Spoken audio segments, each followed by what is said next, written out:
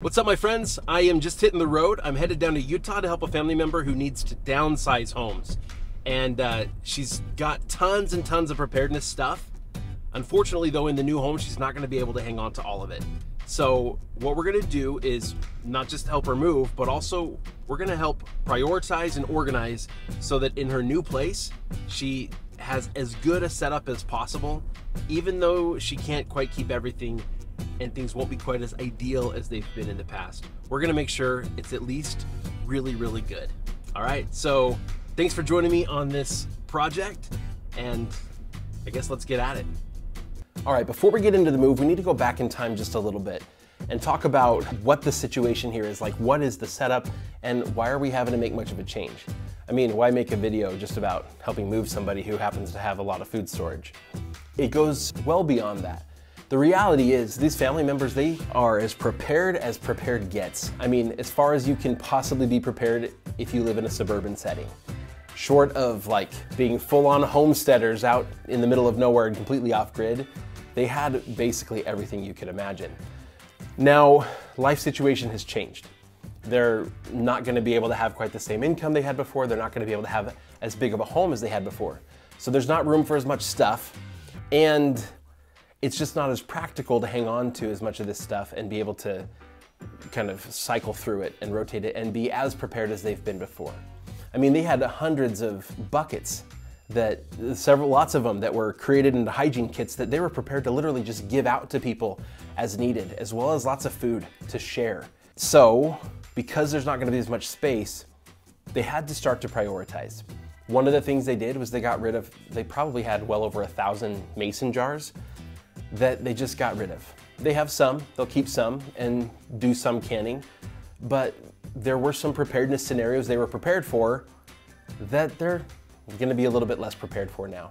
And I think that's okay. The scenarios are probably some of the ones that are lower risk or less likely than others. And even if the scenarios were to happen, I think we could work things out. It'd be just fine. And that's something to keep in mind. It's always about prioritizing. Most of us are not going to be able to set up the perfect ideal preparedness scenario where no matter what happens in our lives or in our communities, we're going to be prepared for everything. We just need to be prepared for the worst things and the most likely things. All right, so here are some things that she did to help prioritize. One, she started by getting rid of the excess amount of jars and lids, and that opened up a lot of space. Number two, those hygiene kits, she just wasn't going to have anywhere to store them. And so she had to focus a little bit more on preparedness for her own family and a little bit less on preparedness for her entire community. The next thing that she did was she went through her food storage and got rid of anything that was already past its expiration date. She's got a lot of food storage that's supposed to be able to last 20 plus years, but some of it was over 20 years old. So she got rid of some food storage that she just hadn't cycled through in the past. But this still leaves a lot of food storage. So now it's time to go and actually move this stuff. As you can see here, this is what the food storage room was looking like just a couple of months ago, completely stocked. You've got this cold storage space, off to the right. Before, we have to get this totally empty, right? Off to the left, same situation. There's just a ton of stuff here. Then they had this internal storage room where it's climate controlled with the rest of the house, where they have a ton of other food storage. They have some of these shelves. They have lots of shelves, which is fantastic. It helped a ton with organization even at the new house. And some of these are on wheels so that they could stack shelves 2 deep, which is fantastic. We're able to make use of that at the new house. But we had to get all this stuff out there. So there were 3 of us, and we spent basically the whole day moving these boxes full of number 10 cans. Number 10 cans are the ones that are about this big around and yay tall, and they're really, really common for dry pack canning. We store things in those like oats, sugar, rice, even salt. She had salt. She had lots of herbs in hers. I don't know what anybody needs with 6 number 10 cans full of rosemary, but I think she had multiple boxes of that, each box containing 6 cans. But the nice thing was, those were some of the lightest boxes, so that was nice. Salt, on the other hand, is not light, and she had lots of that too. As we went through this food storage, we didn't really prioritize what to keep. The goal was to try to keep all of it. So at the new house that's smaller and that doesn't have a nice storage room for this, we had to figure out what we were going to do. She said we could put it in the garage if needed. We can in the future maybe put in like a window air conditioning unit to help control the temperature in this garage just so that we don't get huge temperature swings. But this food for the most part is the dry pack canned stuff that's gonna be able to handle temperature shifts a little bit better than, you know, canned jars, you know, of fruit and things like that. So in this garage, we put shelving all along the back wall and all along this side wall of the garage.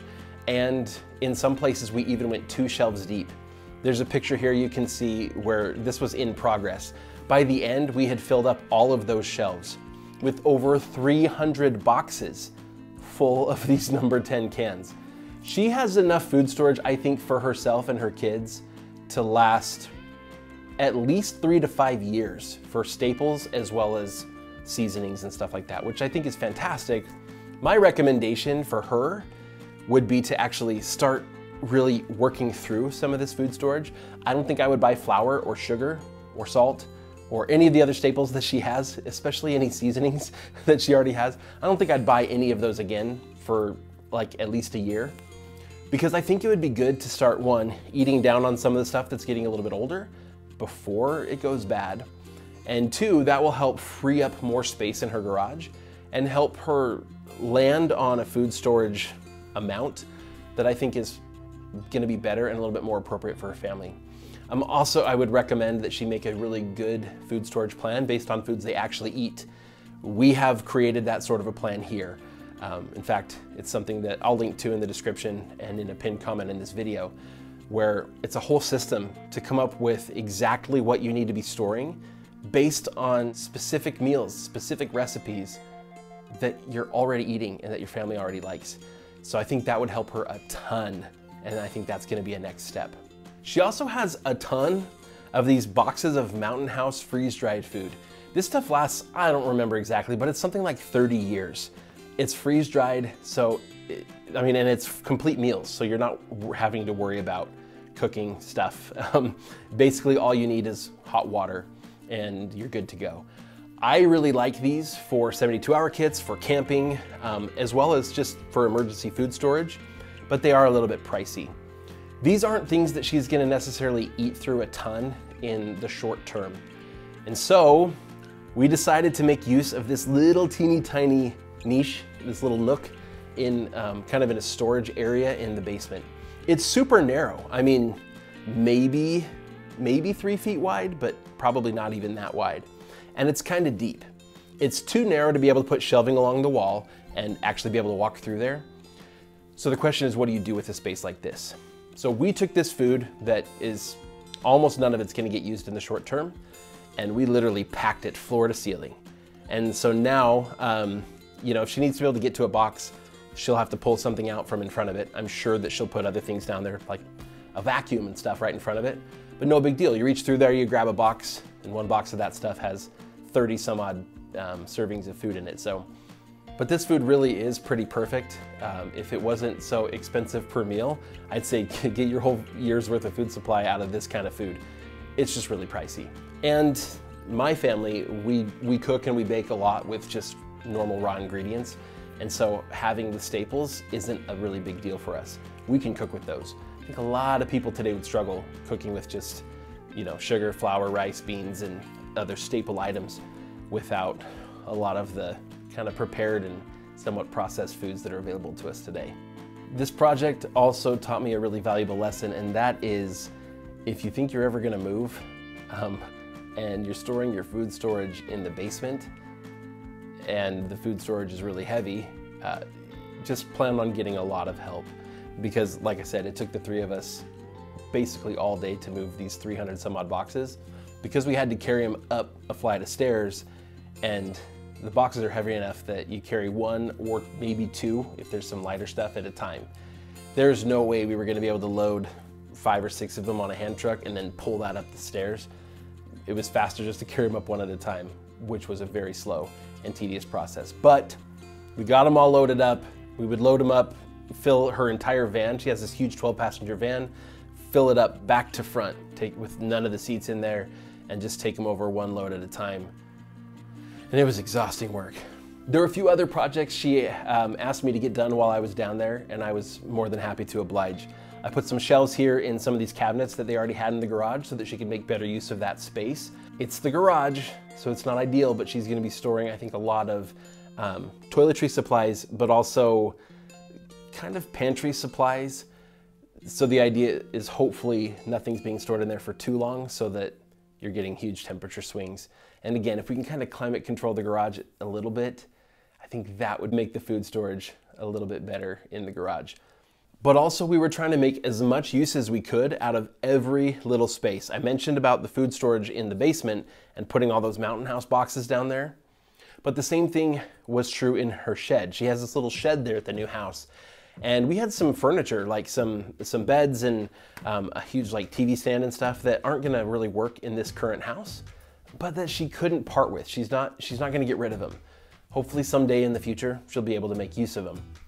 So we put them in the shed and we lined this whole wall in the back. And you can barely see them because we've got them all wrapped up. And then we built a shelf right in front of them so that we can make use of all this space in the shed. And you can see here in the shed, I mean, she's got the generator, she's got all these propane storage and stuff, but there's also lots of room on these really nice heavy duty metal shelves. You can get those at Costco. I think the generator's at Costco. The Mountain House boxes are at Costco. Costco is like the preparedness dream store. All in all, going down to help her was a really great and very fulfilling couple of days, but there's a lot of work still to be done, just for the move and everything in general, but also in figuring out what preparedness is gonna look like for her and her family going forward. Obviously, there are some things that she's been used to being able to have that aren't available to her anymore. But the cool thing is by using space creatively, by using some of these shelves that are on rollers. You have to be a little careful with that, by the way, because if you fill them with really heavy boxes full of number 10 cans, the wheels will bend, which we discovered. But by filling those with some of the lighter boxes with the herbs and things like dry oats and things like that, we're able to stack some of these shelves 2 shelves deep. So now we can still, like they had at the old house, we can roll these shelves out of the way and get to what's behind them. So using the space creatively, we were able to actually hold on to most all of the preparedness supplies that she had before, except for the ones that were already expired and some of those kits and things that she had prepared to give out to other people, as well as those mason jars. So she could get rid of just a handful of things and still be mostly prepared for pretty much whatever life's gonna throw at her. And that is what I hope for you as well. So I'd love to hear from you. What are the things that you would love to be able to get a little bit more prepared for if you had the resources? Or kind of what's your next project? What's the next thing that you want to do to level up your preparedness? Because when it comes to preparedness, it's usually not going to be one and done unless you just like won the lottery or something. It's basically always going to be taking a step to be a little bit more prepared today than you were yesterday. So what's next for you? I'm excited to share more with you about what I'm doing for myself, and maybe we'll be able to check in again in the future with this family member and see how things are going for her too. Thanks for joining me in this video today. I'm excited to see you again next time.